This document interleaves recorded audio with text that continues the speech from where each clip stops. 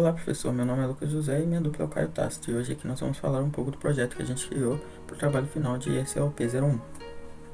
Olá professor, tudo bem? Eu vou mostrar aqui um pouco da nossa parte do código que cuida da interface gráfica.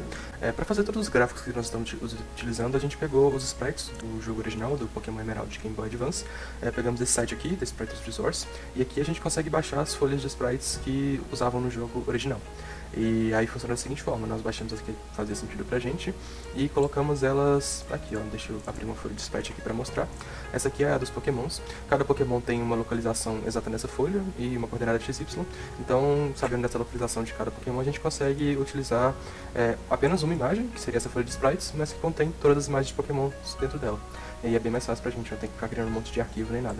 A mesma coisa para a movimentação do personagem, do nosso bonequinho, também tem uma folha de sprites. E aqui tem todos os movimentos que ele pode fazer. E, novamente, usando as coordenadas x e y de cada movimento, a gente consegue usar apenas essa imagem para fazer todas as partes de movimentação do personagem.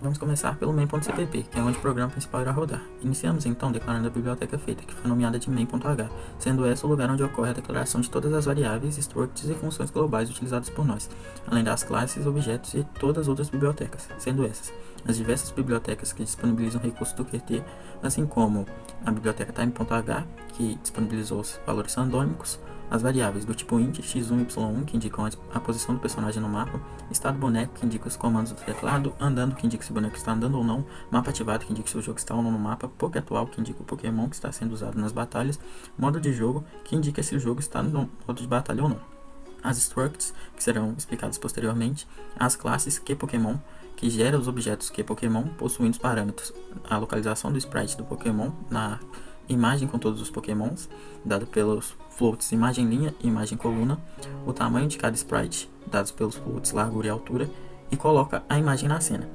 Sprite, que realiza a animação do personagem. E os protótipos das funções que serão explicados no decorrer do vídeo. Continuando em main.cpp, definimos as constantes que darão o valor da velocidade da animação, velocidade com a qual os sprites do personagem andando são alterados, ou seja, que cada uma das imagens do personagem para montar a animação são alteradas. A velocidade do personagem, quantos pixels o personagem anda a cada movimentação, a cada tecla que você aperta, a quantidade de Pokémons que haverá no jogo, QTD Pokémons, e a dificuldade do jogo, que irá definir a chance de encontrar uma batalha pelo mapa. Então, começamos declarando o ponteiro cena, do tipo QGraphicsCene, que é um tipo do QT, que será o local onde as interações entre os personagens do jogo irá acontecer. Após isso, são declarados os Pokémons presentes no jogo, utilizando o extern, pelo fato de que o vetor PokéCat, do tipo Pokémon Catálogo T, já foi declarado em Pokémons.cpp, então o programa será varrido para encontrá-lo e utilizá-lo. Assim, são declarados o número de Pokémons presentes em QTD Pokémons, que possuem suas características em um banco de dados. Temos aqui então em Pokémons.h a struct que irá guardar cada um dos Pokémons declarados em main.cpp.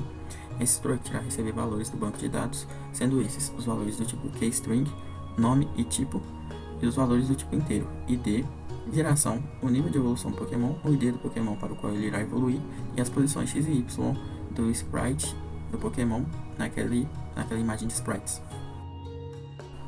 No banco de dados criado com o programa DB Browser for SQLite, temos as características de cada um dos Pokémons, que acabaram de ser mencionadas ali na struct Pokémon Catálogo T. Essas características são o ID, que é retirado do jogo Pokémon Emerald, que é de onde retiramos todas as imagens que estão presentes aqui no nosso joguinho, e de onde cada Pokémon possui um ID diferente, que o identifica, dentre todos os outros. Além de tipo, nome, posições X e Y do sprite na imagem, os níveis em que ele evolui, sendo que a gente definiu que o Pokémon realiza a sua primeira evolução no nível 10 e a segunda, caso houver, no nível 20. E aí a gente coloca aqui -1 para que ele não evolua mais. E o ID do Pokémon para o qual ele irá evoluir. Além da geração do Pokémon, para facilitar a aquisição do mesmo na imagem com os sprites, como o Caio vai falar. Nesse arquivo aqui é a parte que a gente está fazendo a conexão com o nosso banco de dados. Nosso banco de dados do tipo SQLite, o SQLite, eu não sei muito bem a pronúncia, mas enfim, a gente começa conectando no banco de dados, criando um objeto da classe que é SQL Database e configurando o driver que a gente quer usar. No caso, a gente vai usar esse driver porque é o tipo de SQL que a gente está usando. E colocamos no set database name. Isso daqui era para ser um caminho relativo, para não precisar de ficar trocando toda vez que troca de computador, mas o caminho relativo parece que não está funcionando em Windows, então aqui a gente coloca, se precisar, se der algum pau, coloca o caminho absoluto do nosso arquivo de banco de dados. No meu caso, ele está localizado aqui na pasta do projeto, e em recursos, data e pokédex.db. E aqui ele verifica se a conexão com o banco de dados deu certo. Se tiver dado certo, ele retorna 0, ele sai, não entra no if. Mas se tiver dado errado, ele dá um kill debugging pra gente ver o que deu errado com o último erro e retorna -1. Para carregar o Pokémon, a gente cria uma query, um objeto query dessa classe SQL query. A gente prepara ela com essa query de SQL aqui mesmo, select all from na tabela geração 1. Então isso aqui vai pegar todas as linhas da tabela geração 1. Executamos a query e colocamos um key debugzinho aqui pra gente ver qual query que executou, pra gente ver se ele executou o que a gente queria mesmo. E em seguida a gente começa com o inteiro i em 0 e vai percorrendo todas as queries. Então, se tinha 70 linhas, por exemplo, esse while aqui vai percorrer 70 linhas, quando chegar na última ele sai fora do while. Só para a nossa causa da geração, isso aqui é interessante porque na nossa folha de sprites a gente tem várias gerações de Pokémon. Então a gente tem a primeira geração que começa aqui e termina aqui, nessa parte branca. A segunda geração começa aqui e vai terminar aqui também na parte branca. Então, para a gente saber qual geração que a gente está olhando e para saber onde começa a folha de sprites, a gente verifica a geração do Pokémon, que é o campo lá do nosso banco de dados que cuida disso. Se o Pokémon for de primeira geração, a gente começa bem no comecinho da folha de sprites, lá no topo superior, 5 e 5. Se for da geração 2, a gente começa no meio. Se for da geração 3, a gente começa lá na terceira parte da folha de sprites. Essa soma aqui está acontecendo porque quando a gente guarda no banco de dados, a gente está guardando simplesmente, aqui ó, no imagem x e imagem y, a gente está guardando a linha e a coluna do Pokémon. Então, por exemplo, eu quero esse Pokémon aqui, eu vou falar que ele é terceira geração, na primeira linha, primeira coluna. Se eu quero esse daqui, eu vou falar que ele é terceira geração, terceira linha, primeira coluna. E aí essa parte do programa só converte esse valor que é mais fácil pra gente escrever para o valor de pixels de fato. Então ele pega esse valor que a gente escreveu lá no banco de dados, subtrai 1, porque o banco de dados a gente está começando com primeira linha como sendo 1, primeira coluna como sendo 1. Então ele converte isso aqui para 0 indexado e multiplica por 79, que é justamente o tamanho do Pokémon mais a bordinha branca. Essa bordinha branca aqui tem 4 pixels, o Pokémon tem 65 pixels. Então a gente só converte a linha e a coluna de maneira que estava escrito da maneira mais fácil para o humano interpretar, para o valor exato dos pixels que ela está na folha. Voltando ao main.cpp, são declarados os Pokémons escolhidos pelo jogador para levar em sua jornada, definidos em pokémons.h, onde temos uma struct que guarda os seguintes dados de cada um deles: o nível, a vida, que está como HP, o ID, que identifica o Pokémon, e sua posição no banco de dados. Após isso, de volta ao main.cpp, também é declarada a string que irá armazenar o tipo de mapa em que ocorrerá a batalha, sendo essa o bônus mapa, assim como os possíveis tipos de mapa em um vetor de strings, tipos, que tem os 18 tipos de Pokémon do jogo. E assim começamos a função intMain, que recebe os parâmetros que serão usados em QApplication. Nela primeiro declara se vai ser hand, para utilizar valores aleatórios em alguns momentos do jogo. Então os Pokémons do banco de dados são carregados para o jogo, utilizando a função carrega Pokémons que o Caio escreveu. Após isso, a aplicação é criada com a função QApplication e também a janela onde o jogo irá rodar pela função main_window, e nomeada de W, também declarando o local onde será colocada a imagem de fundo, que foi nomeado de fundo. Assim, o comando w.show então mostra a janela criada, e as variáveis de mapa, modo de jogo, Pokémon atual, estado boneco e andando são zeradas para se iniciar o jogo. É passado também as coordenadas de spawn do personagem x1 e y1, que serão utilizadas ao centrar no mapa. Para colocar a cena na janela principal, são declaradas as posições de onde a imagem começará a ser formada pixel a pixel na janela, sendo essas as posições x igual a 0 e y igual a 0, e o tamanho da imagem que será utilizado durante o jogo, sendo a largura igual a 768 e sendo a altura igual a 700, sendo esse tamanho dado em pixels. Com isso, a nova cena é criada e armazenada na variável cena, que por sua vez é colocado na janela que abrirá após a execução do jogo. Após isso, é endereçada a imagem à variável fundo, que estará salva nos arquivos da pasta, e essa imagem então é carregada para a cena, que está presente na janela. Então são criados os objetos Pokémon SPR e suas versões 2, 3, 4 e 5 da classe QPokémon, que serão explicados pelo Caio, junto à classe Sprite, onde é criado por o personagem. A classezinha de Sprite ela é bem simplesinha, ela que faz a animação do personagem rodar de fato. Então a gente começa criando um timer aqui, esse timer vai controlar a velocidade da animação, e configuramos aqui a largura e a altura da imagem. A largura e a altura da imagem é simplesmente quantos pixels tem cada pedacinho de boneco aqui. Então a gente tem sempre 14 pixels de largura e 21 pixels de altura. E a gente configura isso daqui. E isso daqui está comentado porque a gente não está configurando o timer por dentro da classe, está configurando por fora. E aí que a gente conecta o timer. Conectar o timer em quem? A gente conecta o timer na função atualiza imagem, que é essa aqui logo de baixo. Então a função atualiza imagem basicamente é para o bonequinho dar ilusão de movimento. Então aqui a gente tem a linha e a linha da imagem, né? Que a gente não mexe com a coluna, porque o movimento do boneco está sempre em uma coluna só. Então, por exemplo, se ele está andando para baixo, todo o movimento dele vai estar na primeira coluna. Se ele está andando para cima, todo o movimento vai estar na segunda coluna. E assim por diante. Então a gente só mexe com a linha para dar a ilusão de movimento. Então, caso a gente queira dar a ilusão de movimento, a gente roda por esse sprite na linha. Então a gente sempre pega a linha mais igual à altura mais 1, a altura é a própria altura da imagem, e o mais 1 é porque tem exatamente um pixel de distância entre cada imagem. Então a gente roda, cada vez que o timer chama outra imagem, ele basicamente pula para a próxima imagem. Então se a gente começa o bonequinho na primeira imagem, o timer vai rodar por um tempo especificado, que é o tempo de animação, e vai pular para a próxima imagem, pular para a próxima, pular para a próxima, pular para a próxima, até chegar na última linha. Quando ele chegar na última linha, é o fim da linha de sprite, a gente não quer que ele continue incrementando, porque senão a gente estaria fazendo o boneco ficar transparente. Então o que a gente faz? A gente verifica se chegou no fim, que tem 65 pixels da folha total. Se estiver no final, a gente coloca 0 e então fica nesse loop eterno. O bonequinho vai estar sempre nesse loop aqui de todas as imagens da coluna. E claro, no final a gente chama a função de update, que vai basicamente atualizar a imagem na tela. Essas outras dois métodos aqui vão ser só para desenhar de fato o nosso bonequinho na tela, com o DrawPixMap e criando um QRectF. E aqui a gente tem o Start Timer e Stop Timer. Esses dois métodos são declarados como sendo públicos para a gente poder chamar de fora poder chamar de fora da nossa classe. Então a gente vai lá no nosso programa e podemos chamar o Start e Stop Timer na hora que a gente quiser. Isso é para a gente poder fazer a animação parar e começar, dependendo do que está acontecendo no nosso programa. E aqui é a parte de Set Orientation, que é para definir se o nosso bonequinho está olhando para cima, para baixo, para o lado, para o outro. Basicamente ele escolhe qual coluna que está. Então a imagem a gente tem 4 colunas, respectivamente para cima, para baixo, para direita, para esquerda. E dependendo da orientação que a gente quer que o bonequinho, no nosso programa a gente definiu que o bonequinho está precisando olhar, aí ele só escolhe a coluna da imagem por aqui. Muito simples. A classe que Pokémon é muito parecida na questão de desenhar, ela desenha usando esse método de sprites também, mas ela não tem nenhuma parte de animação, porque os Pokémons não precisam mexer. Então é basicamente a mesma coisa, só que sem animação. Ele carrega aqui o QPixMap, que vai ser a nossa folha de sprites, coloca a largura e a altura da imagem, agora é diferente, agora cada Pokémon tem 63 pixels por 73 pixels. E a mesma coisa, 7 imagens X, 7 imagens Y é onde qual parte da folha de sprite a gente vai olhar, e atualiza a imagem só para atualizar a imagem do mesmo jeito. Então é muito parecido essas duas classes. De volta ao main.cpp são adicionados os objetos Pokémon SPR 1, 2 e 3 da primeira cena do jogo, sendo essa a tela inicial, informando os pixels onde eles estarão localizados nessa tela, com as coordenadas X e Y dos mesmos na função setPos. E aos objetos Pokémon SPR 2 e 3 são dadas as coordenadas de uma posição na imagem com todos os Pokémons, onde há um espaço vazio, para que inicialmente não haja Pokémon selecionados pelo jogador. A seguir, é carregada a imagem contendo os locais do mapa em que o personagem poderá andar, parte branca, que coincide com as partes com grama baixa, parte em que o personagem não poderá entrar, parte preta, que coincide com as árvores do mapa, e onde poderão haver Pokémon selvagens para batalhar, parte cinza, que coincide com as gramas altas. Essa imagem é declarada como uma variável do tipo QPixMap, de uma biblioteca do Qt Creator, e depois é armazenada em mapa obstáculos, sendo convertida para o tipo image, também da biblioteca do Qt. Pondo fim ao intmain, o a.exec retorna se o programa foi executado com ou sem erros.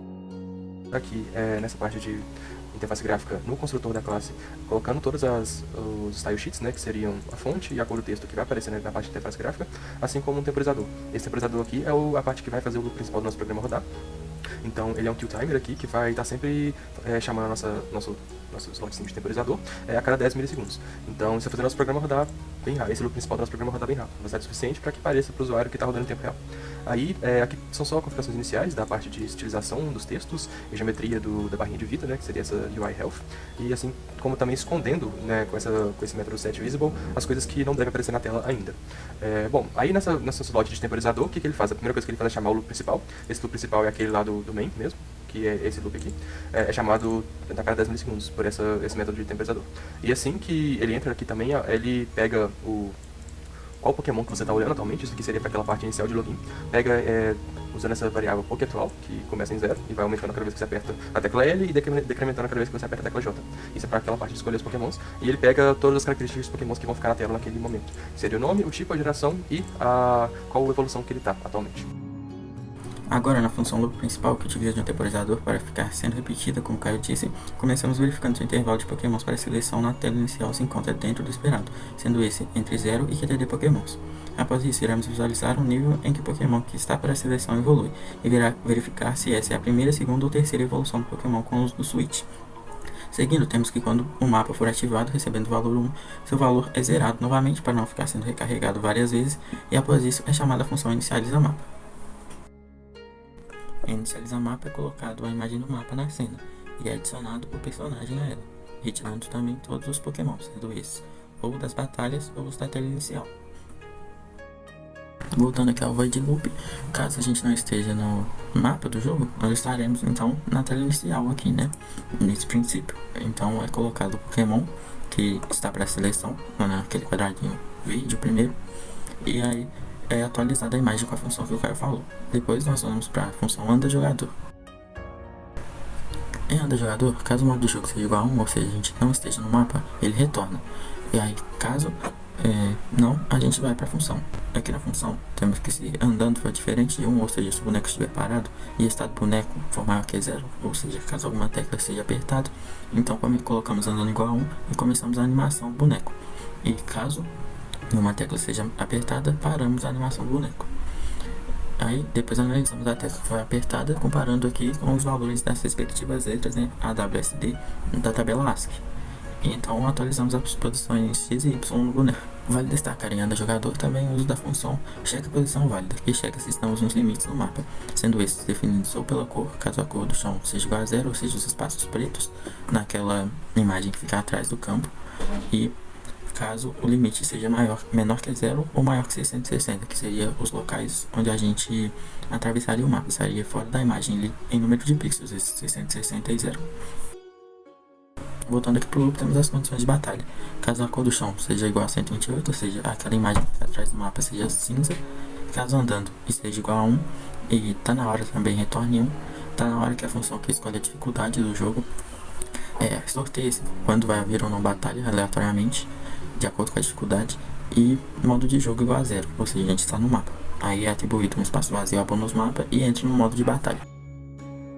No modo de batalha, primeiro é selecionado um Pokémon aleatoriamente dentre os declarados. Depois o modo de jogo é colocado como o campo de batalha é carregado em fundo, o personagem é removido de cena e o novo fundo é colocado em cena. Após isso, são adicionados os Pokémons na cena para a batalha, colocados em suas posições no mapa, utilizando as funções do QT, set pos, set mage x e set mage y, e a imagem atualizada como o atualiza imagem. Então é utilizada uma lógica que define o nível do Pokémon selvagem, de acordo com o nível dos Pokémons do jogador, e após isso definida a vida dos Pokémons que estarão presentes na batalha. Adiante é definido o tipo do mapa, que dirá qual tipo de Pokémon terá bônus na batalha, sendo que se o Pokémon for do mesmo tipo do mapa, ele irá receber um acréscimo em sua vida.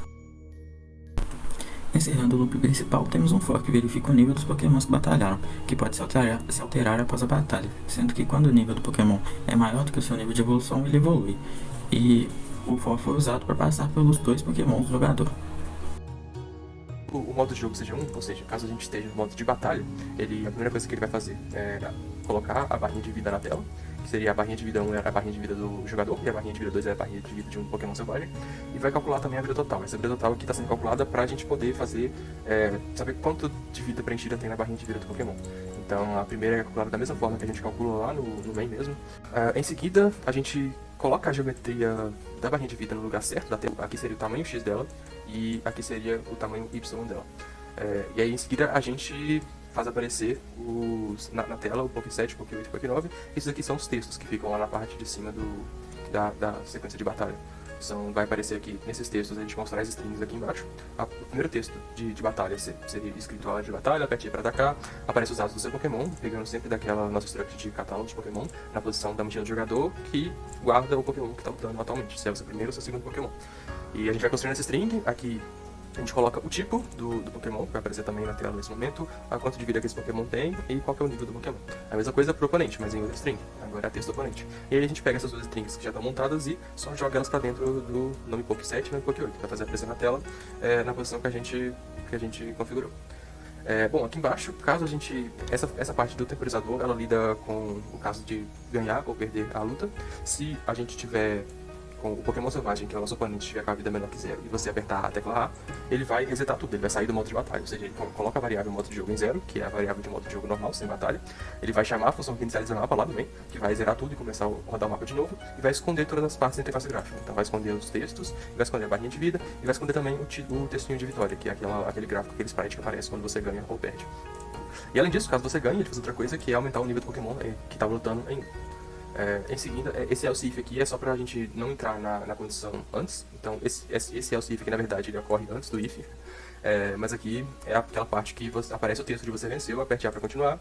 E ele espera a gente apertar o A, ou seja, entrar no if de cima pra sair. Porque assim que a vida do Pokémon inimigo fica zero, ele mostra esse texto na tela. Mas ele não saiu do modo de batalha ainda, ele espera você apertar a tecla A. E é isso que esse if e else if aqui fazem. Basicamente mostra que você ganhou ou perdeu, e esperam você apertar o botão para continuar para resetar tudo. Aqui embaixo é a mesma lógica, só que para o Pokémon, caso você tenha perdido a batalha, ou seja, se o seu segundo Pokémon, que é o último jogador na posição, tiver morrido também, aí ele dá a mensagem: aqui você perdeu, aperte A para continuar. Bom, aqui tá o Destrutor, eu não tô usando nada com ele, e esse aqui é o método Keep as Event, que tá tudo declarado aqui no nosso main do .h. Vou mostrar aqui rapidinho, é esse daqui. O que vai acontecer como é que ele funciona? Assim que o usuário aperta uma tecla e a interface e o Graphic Scene nosso está selecionado, quer dizer, está em foco, isso aqui vai ser chamado. E aí, quando isso aqui for chamado, ele vai guardar a tecla que foi pressionada nesse ponteirozinho E. Com esse ponteirozinho E, a gente consegue transformar isso aqui para inteiro. Então, a gente transforma essa tecla para inteiro e guarda na variável estado de boneco. Esse estado de boneco é muito usado lá no outro main também para saber o que o usuário está fazendo. Mas aqui, nesse métodozinho de tecla pressionada, a gente primeiro verifica se a gente está naquela tela inicial lá. Se a gente estiver na tela inicial lá de escolher Pokémon, e você apertar o 76, que é a tecla L, ele vai rodar o Pokémon atual para frente. Se você apertar a tecla J, ele roda para trás. Isso aqui é só para você selecionar. Então isso aqui tá, essa Pokétela é o que a gente usa para percorrer o vetor de Pokémons. E em seguida a tecla 89, que vai ser quando essa parte aqui da tecla pressionada vai ser pra gente quando você seleciona o Pokémon. Então 89, se não me engano, é a tecla Y e 76 é a tecla H. Eu não sei se pode ser o contrário, mas eu acho que é isso. E então ele vai selecionar o primeiro Pokémon quando você clicar uma dessas duas teclas. E o que ele faz? Ele pega o notebook sim, que é justamente aquela parte da tela inicial onde aparece o texto. Então, deixa eu voltar aqui, ele vai fazer esse notebook 5, que é um label, carregar um texto pra ele, que vai ser o nome do Pokémon e o tipo de Pokémon. Então você vai ver, sei lá, por exemplo, se você selecionou o Pikachu, ele vai colocar lá Pikachu /N tipo elétrico, vai ficar isso na tela atual. E ele também guarda isso na mochila do jogador. Então a posição vai receber o Pokétoll, a posição da mochila do jogador do primeiro Pokémon vai receber o Pokétoll. Essa mochila do jogador ponto posição é onde que a posição do vetor que tá aqui, esse Pokémon da mochila tá guardado, e o ID desse Pokémon vai receber o ID que tá no catálogo e na posição do Pokétoll.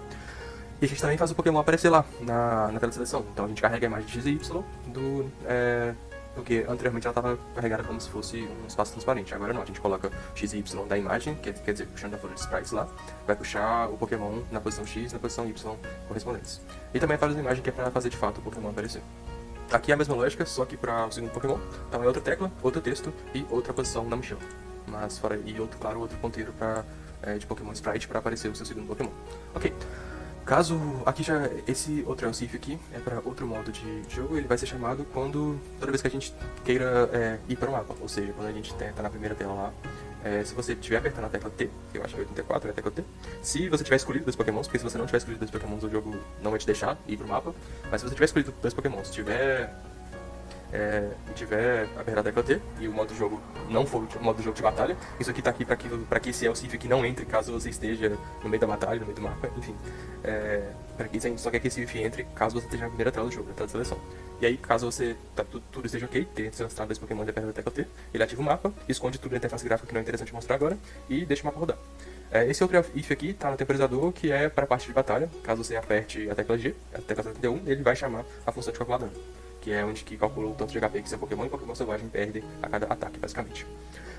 Essa outra função aqui vai ser para quando a tecla for solta, a gente está usando ela para o estado do boneco receber 0 de novo. E aqui está a parte de calcular dano, que é chamada lá no nosso time principal quando aperta a tecla G.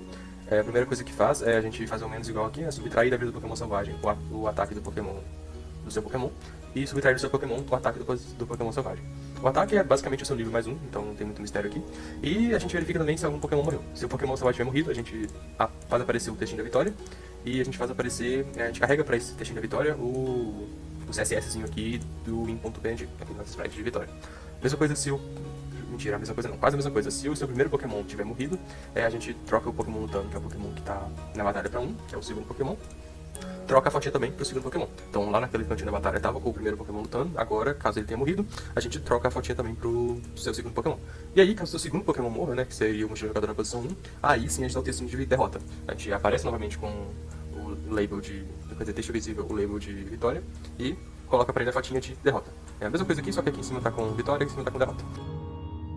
Por fim, gostaria de deixar aqui o nosso muito obrigado pela atenção e nos desculpar pelo tamanho grande do vídeo, é porque tentamos explicar todo o conteúdo do código e caso algo não tenha ficado claro, o senhor pode procurar a gente onde quiser, por e-mail ou por algum outro meio mais fácil, para que a gente possa tentar explicá-lo tudo que ficar sobre dúvida aí. Muito obrigado.